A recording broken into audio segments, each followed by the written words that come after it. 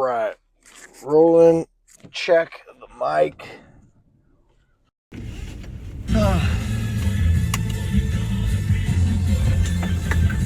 Gotta love this. Pause it once. You're gonna have to pause it twice. Listening to Dwayne "The Rock" Johnson from Moana. Chi Who? I really do think music is a powerful thing and can be used to wake kids up mentally, emotionally, and physically, you know? I can remember being a kid and going skiing with my uncle, which is fun, and he would wake us up crazy early, but he'd wake us up and we'd start cranking music and showering, and once you do that, it's like,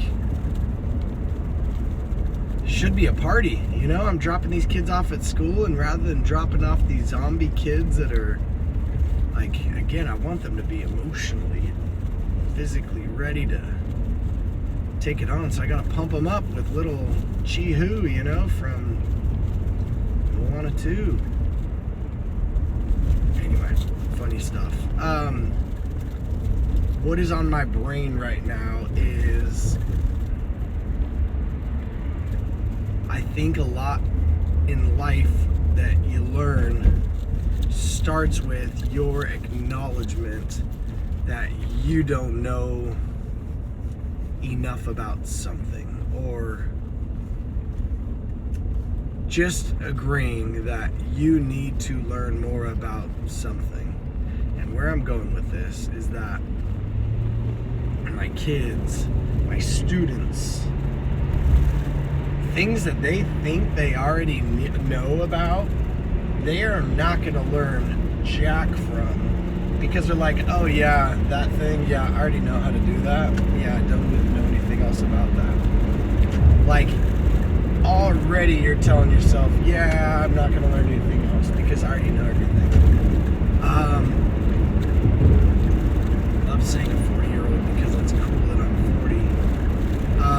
As a 40-year-old, I am still learning so much about people, about myself, about life, and I did not think that you would learn this much when you're 40, but so much of it comes from the fact of, holy cow, I don't know enough about that. And saying that out loud, saying, hey, I don't know what I don't know, and I definitely don't know it all. And once you say, hey, I don't know it all, you kind of allow yourself to learn. Because if not, you just have this, yeah, I don't need to learn about this attitude. Yeah, I'm fine. I'm just, you know, I've already learned everything. Anyway, my kids are prepping for mock interview day on Friday, which is always a fun day for kids. And now I'm thinking about it, I need to reach out to a couple interviewers, but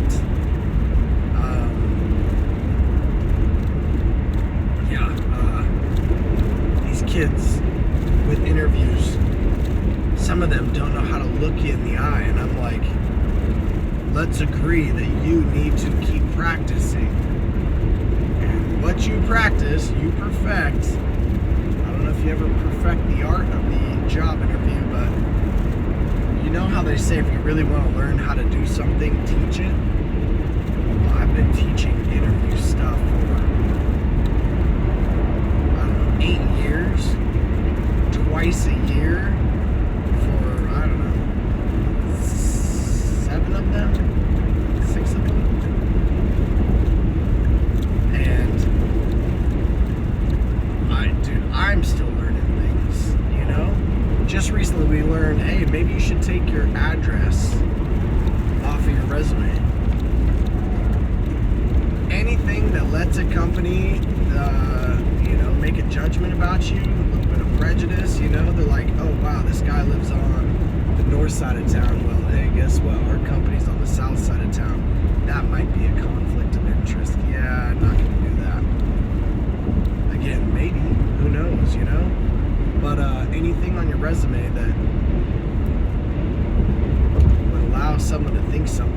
else about you. No bueno, you know? Anyway. I keep forgetting my glasses, which is my fault.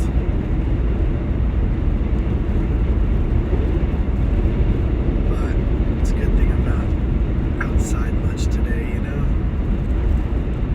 I heard that story again recently, and I try to pass this along to my students. My classroom's out on the farm, okay? And it stinks, and sometimes there's lots of flies, and, you know, yesterday it smelled like burned rubber. I don't know what was going on. These kids were complaining about it, and I'm like, you know what? Be thankful that you are smelling this smell. One, there's people that can't smell. Two, there's people that are so old that their nose is not good anymore and they can't smell. You want to be, again, 100 years old with a day or two left? No, probably not, you know? The fact that you can smell means you're alive and you're well and you're on a campus that has a farm where kids get to learn about farm animals, and we kind of get to, you know, take the back seat view of the whole thing. Is pretty awesome. And there's that story about these girls that were in a concentration camp, and there were bed bugs in the room that they were in, but one of the sisters was a very firm believer and would pray every night and say, thank you for the bed bugs, thank you for this. And come to find out, years and years later, there were a lot of terrible things that happened to those people in the concentration camps at nighttime, but the guards would not mess with any of the kids that were in that room because the guards knew that there were bed bugs in there. And so while these kids were battling bed bugs, they were being protected from outside threats, if you know what I mean. And so anyway, all of life, maybe yes, maybe no. Sweet, you got a brand new Ferrari? Maybe yes, maybe no, that'll make your life better. Your son takes the keys, gets into an accident, you know, hey, that's a bummer.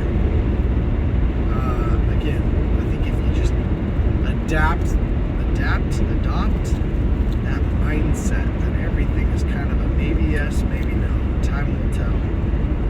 We will figure it out along the way. Anyway, and that's all we're doing. That's all we do all day, every day, is just figure out the next thing, on to the next. There will be a day where we are not worrying about any of this, and that will be a pretty cool day, because it's crazy being a human, you know? Crazy, crazy, crazy.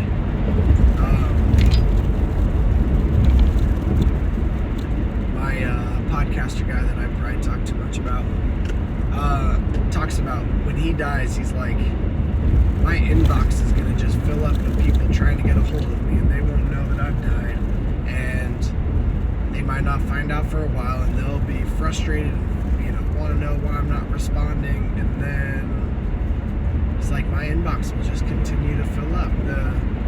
The things that I had to do that day won't get done, and it'll be fine because I'll be dead, and it'll just keep being fine. But he's like, you will die with things on your to-do list. That's a weird thought, you know? And then somebody else will move into your house. I had that weird thought of like 100 years from now, 1,000 years from now. Like, what if this city is no longer a city? What if it's just a worn down version of it, you know? The house that you call home. 1,000 years from now, what does it look like? I don't know. Interesting. Not for today. Today is a Wednesday, and we're going to rock it. Okay, peace, love.